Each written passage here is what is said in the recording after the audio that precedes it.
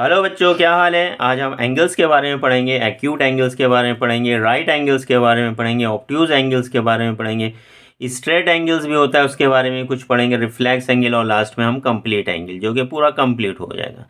सबसे पहले ये एक्यूट एंगल है, इसकी डेफिनेशन हमने लिख रहा है कि an angle smaller than 90 degree, जो किससे छोटा होता है 90 डिग्री से, यानी कि इसका बराबर में लिखा राइट एंगल, यानी कि राइट एंगल 90 डिग्री का होता है। एन एक्यूट एंगल स्मॉलर छोटा होता है किससे 90 डिग्री से, उसे हम क्या कहते हैं एक्यूट एंगल। जैसे ये एक ये रहा एक्यूट एंगल, ये एक्यूट एंगल, इसे हम किसकी मेजर से करते हैं, डी की हेल्प से हम क्या करते हैं मेजर करते हैं। इसे हम ये पॉइंट, ये कोना पॉइंट है और यहाँ इस पॉइंट, इसे यहाँ पे रखेंगे और इसे मेजर करेंगे किधर की तरफ से, इधर की तरफ से। दो साइड है, एक राइट साइड होती है, एक लेफ्ट साइड होती है। हमने एक इधर का रखा है, इसमें लेफ्ट साइड पे रखा है, तो हम कहाँ से मेजर करेंगे, राइट साइड पे करेंगे। यहाँ जहाँ एरो है उधर से ही ऊपर उठ के यहाँ पे आया है, ठीक है ना। तो ये यहाँ था, है तो ये 0 से कितना आ रहा है 40 डिग्री, तो इस पर हम क्या लिख दिया जाता है, ये 40 डिग्री एंगल कितने का हो जाता है 40 डिग्री का हो जाता है। इसी तरह इस एंगल को भी हम ऐसे ही मेजर करेंगे।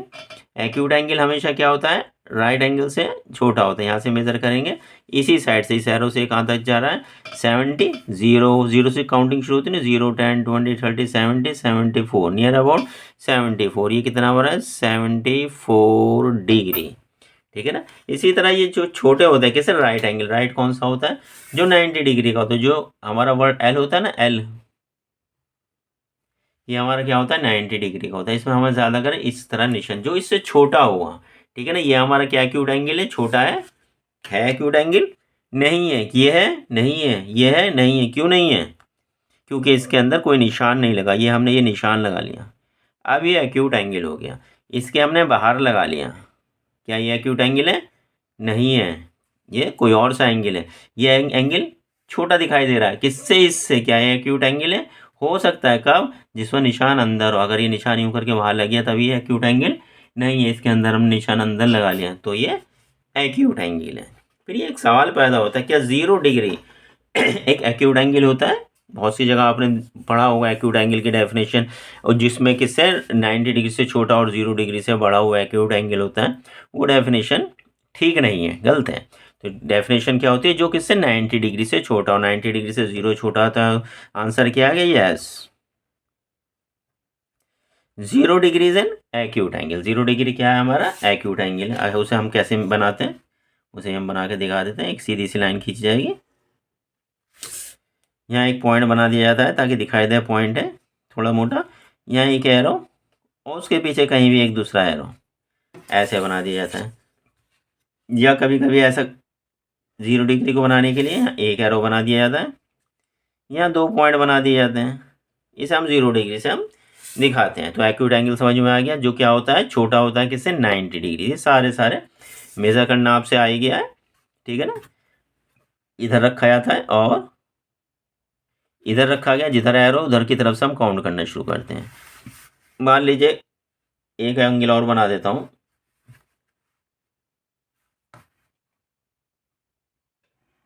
ये हमारा, अब हमने राइट साइड पे पढ़ा है, लिखा है इस पॉइंट को राइट साइड पे, ठीक है ना। ये हमारा लेफ्ट है, तो लेफ्ट से हम गिनेंगे कहाँ है 0 ही शुरू, ये कहाँ तक जाता है 75 और 60, 65, 66। तो ये हमारा एंगल कितना हो गया 66,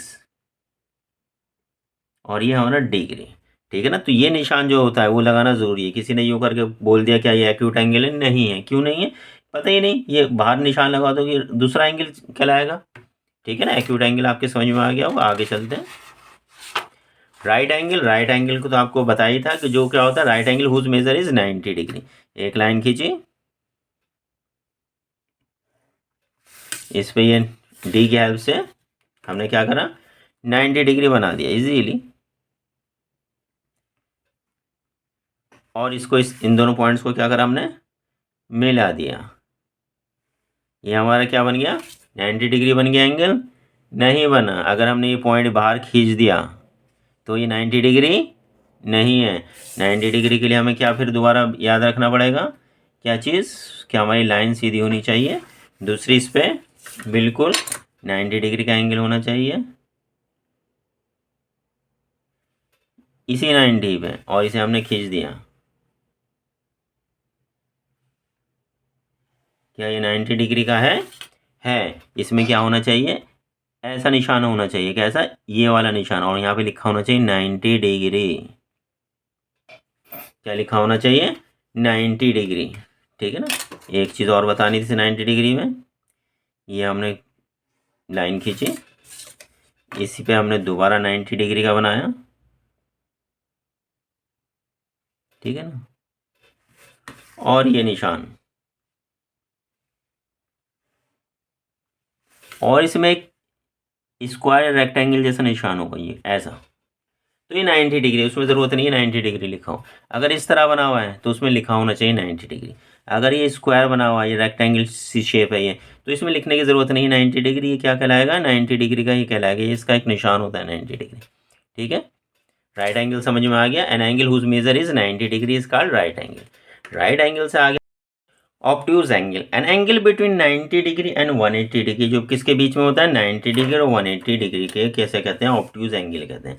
यानी कि 91 डिग्री भी हमारा ऑब्ट्यूज एंगल है, और 179 डिग्री भी हमारा क्या, ऑब्ट्यूज एंगल है। ठीक है। इसको हम मेज़र कर लेते हैं, कितना, कैसे मेज़र करा जाता है आप कुछ सीख ही चुके।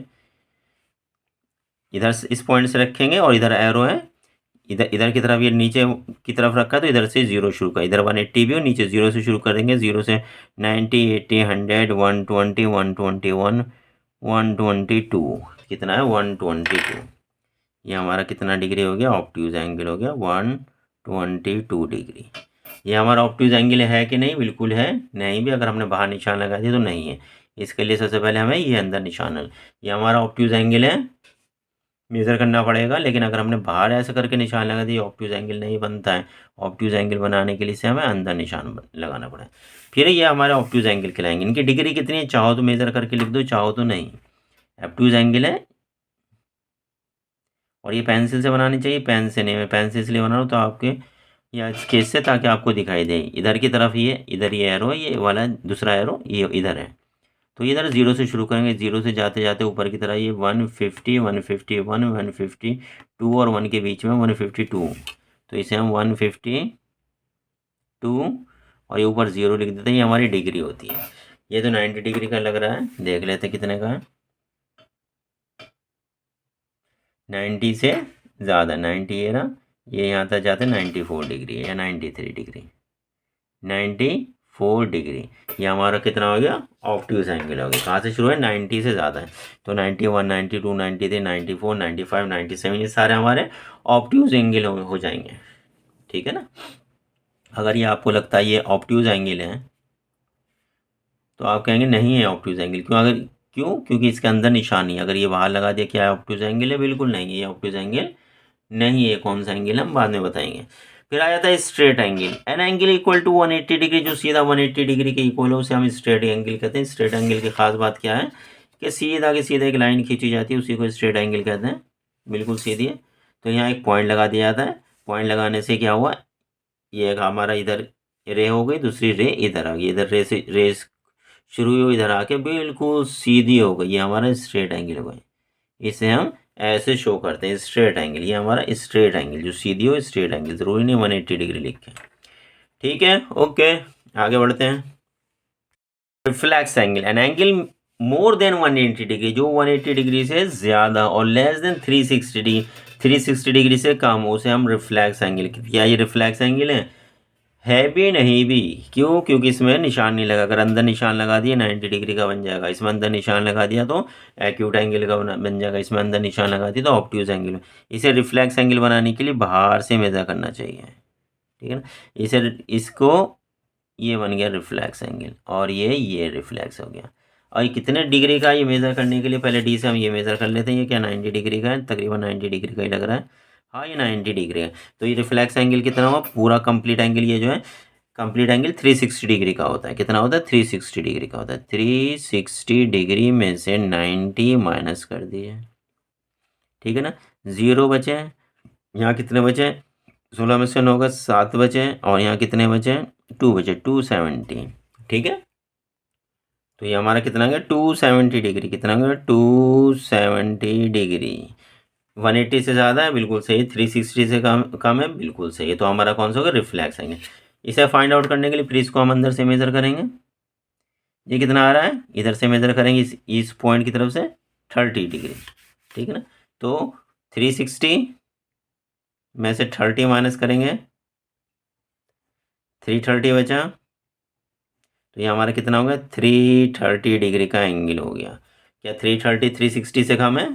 ये बिल्कुल 360 से कम है, 330 और 180 से ज़्यादा है, बिल्कुल सही है। ये वाला हम मेजर करेंगे।